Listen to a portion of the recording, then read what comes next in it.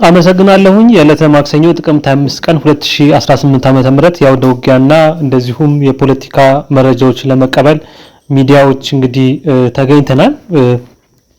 በአፋ በኩል በአራቱም እዝ በኩል ያሉትን መረጃዎችን ለማድረስ የአማራ ፋኖ ብሔራዊ ኃይል ምዕራብ አማራ ቀጠና ቴዎድሮስ እዝ ህዝብ ግንኙነት ኃላፊ ፋኖ ማርሸት ፀሐዬ ተገኝቷል። ፋኖ ማርሸት ፀሐዬ መረጃዎችን ለማድረስ ስለተገኘህ እጅግ አድርጌ ያመሰግንኩኝ። እንግዲህ በአፋ በኩል ያሉትን የአውደ ውጊያ ወታደራዊ እንደዚሁ ፖለቲካዊ መረጃዎችን እንግዲህ በአፋ በኩል በአራቱም እዝ ያሉትን መረጃዎች ብታደርሰን።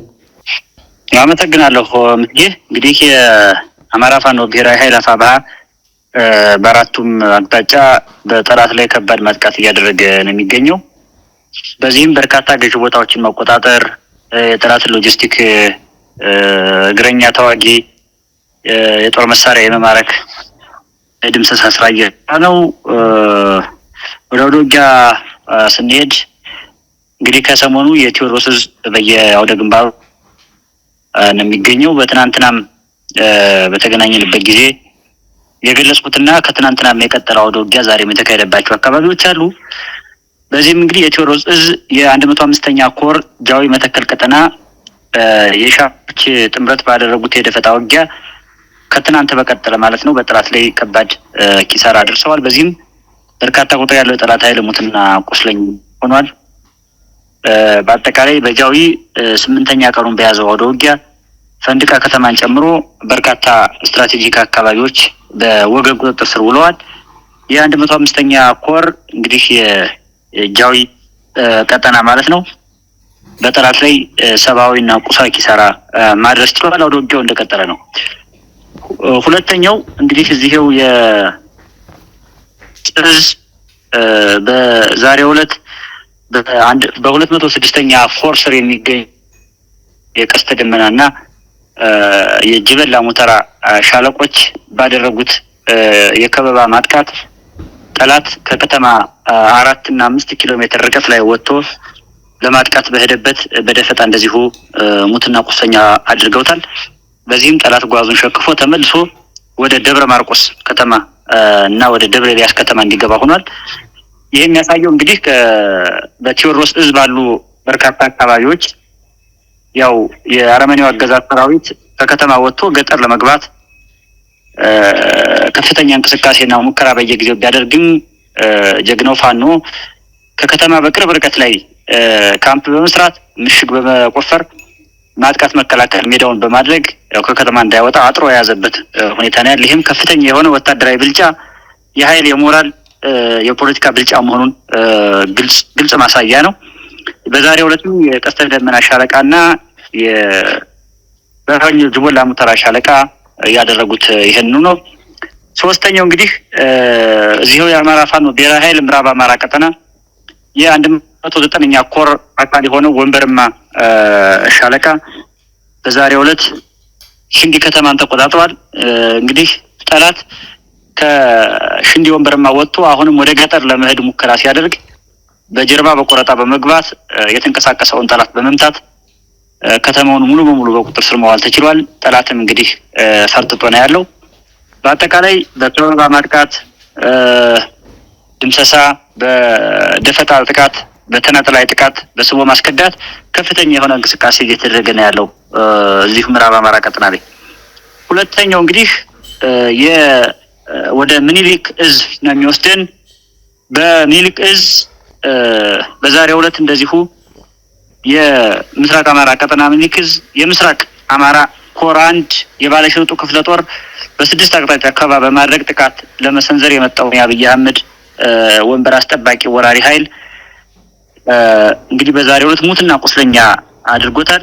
ይህም እንግዲህ በብሪትና በትዕቢት ተሞልቶ የመጣው የአብይ አህመድ ወራሪ ኃይል ሀብሩ ወረዳ ስር በሚገኙ ቆላማ ቀበሌዎች ተሳስቶ እግሩን አስገብቶ ነበረ።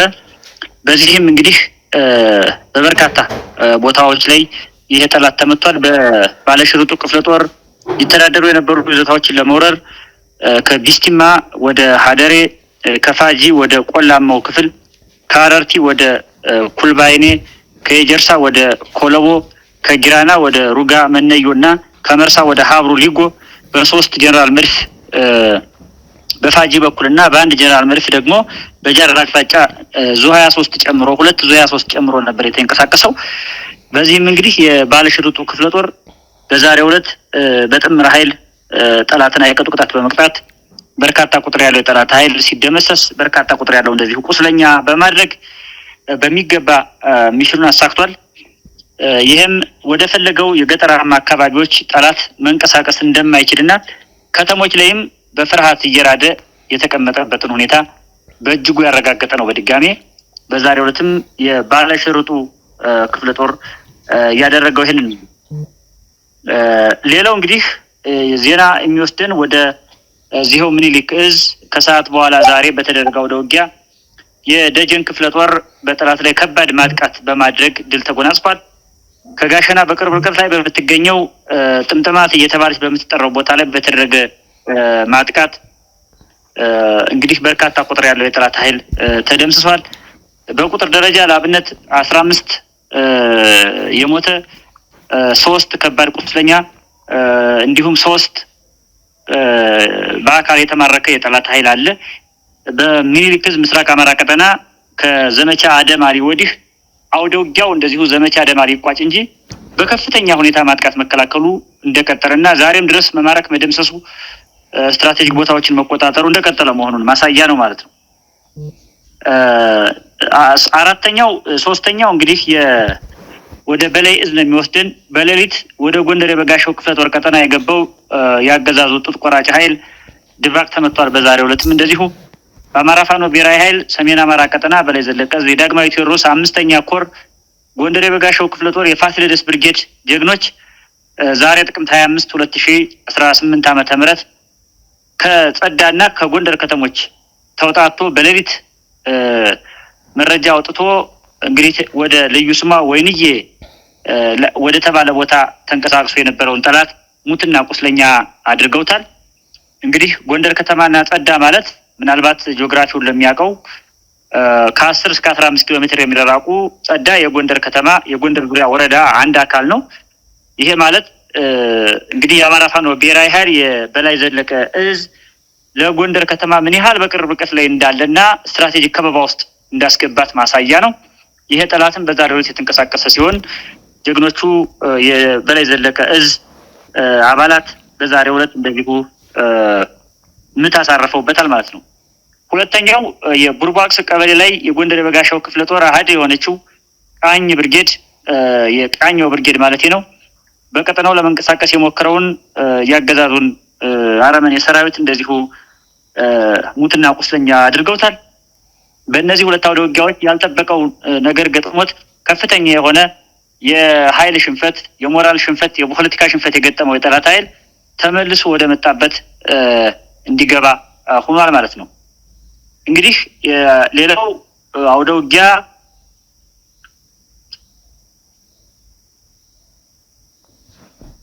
ወደ አራተኛው የአውደ ውጊያ መረጃ ስንሄድ ወደ አሳምነው ዕዝ ነው የምንሄደው። በአማራ ፋኖ ብሔራዊ ኃይል ደቡብ አማራ ቀጠና ያሳምነው ዕዝ የአጼ ዘርዓ ያዕቆብ 1ኛ ኮር ከአጼ ይኩኖ አምላክ ክፍለ ጦር እና ከናደው ክፍለ ጦር በተውጣጡ ያሳምነው አናብስቶች ከሁለቴና ከዚያም በላይ በተጠና ልዩ ኦፕሬሽን የጠላትን 101ኛ አየር ወለድ ኮማንዶ በሁለት መኪና ሆኖ ከሬማ ተነስቶ ወደ መራቤቴ በመጓዝ ላይ ያለ አገሪት ቁማምባ በተባለ ቀበሌ ላይ በደፈጣ መደምሰስ ተችሏል። እንግዲህ የአብይ አህመድ የእግረኛ መከላከያ ሰራዊት የአማራ ሚኒሻ በእጅጉ እያለቀ በመሆኑ አብይ አዲስ አበባን ይጠብቁልኛል ያላቸውን አየር ወለድ ኮማንዶዎች ጭምር ወደ አማራ ክልል በማስገባት እየተዋጋ መሆኑ ይታወቃል። ባህር ኃይል የሚባለውን መሬት ለመሬት የሚንኳተት ኃይሉን ጭምር ያለ የሌለ መሳሪያውን በዱቤ የገዛው መሳሪያ ጭምር አመጥቶ ወደ አማራ ምድር እንዳሰፈረ ይታወቃል። ይሄም ኃይል እንግዲህ ዛሬም የዳመራኛ በመንቀሳቀስ ላይ ያለ በደፈጣ ሙሉ በሙሉ ተደምስቷል ማለት ነው።